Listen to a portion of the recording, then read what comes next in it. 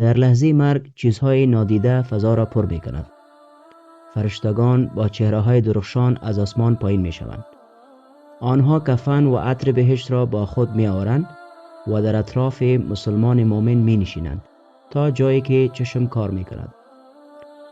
سپس فرشته مرگ به مؤمن واقعی نزدیک می شود، نه با خشم بلکه با مهربانی و رحمت.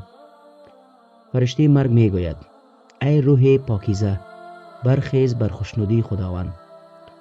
روح با آرامی از بدن خارج می شود، مانند آب که از کوزه بیرون می شود. نه درد است، نه ترس، فقط آرامش.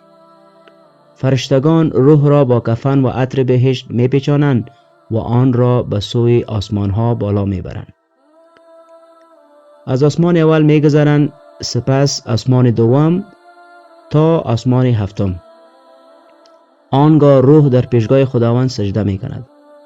خداوند می فرماید: نام بنده مرا در شمار نیکان بنویسید.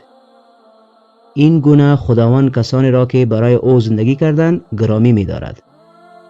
پس در دنیا چنان زندگی کن که وقتی مرگ فرا می رسد فرشتگان با آرامش نزدت بیایند. پس دوستای عزیز، اگر این داستان دل شما را لمس کرده باشد، چینل ما را سابسکرایب نموده و این سفر را با ما آغاز نمایید. تشکر.